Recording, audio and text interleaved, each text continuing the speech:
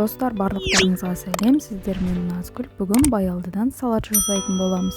Салатымызға бір баялдыны алып, тазалап, басын кесіп, төртбұрыштап тураймыз.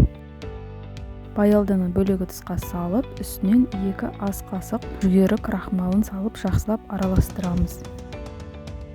Араластырып болғаннан кейін 10 минутқа қойып қоямыз. 10 минут өткенше пиязды тураймыз. Қызанақты тураймыз. Бір қазанақ жеткілікті. Кинза шөбін тураймыз. Сарымсақтан 2. Табамызды қыздырып, май құйып, баялдыны тура бастаймыз. Тәрелкеге қызанақты орналастырамыз. Үстінен пиязды қосамыз. Кинзаны қоямыз. Одан кейін майдаланып тұрылған сарымсақты қосамыз.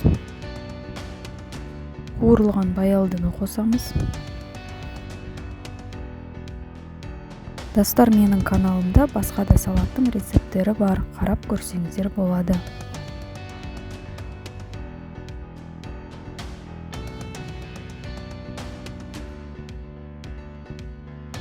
Жаңғақ қосамыз.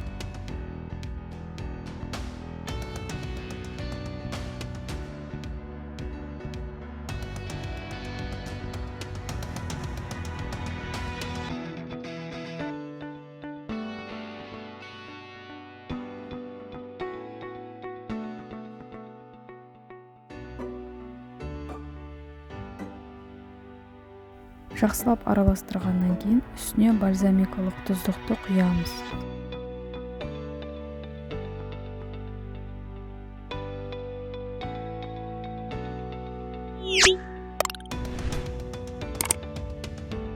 Біздің салат дайын. Ас болсын, достар. Сіздер де жасап көріңіздер.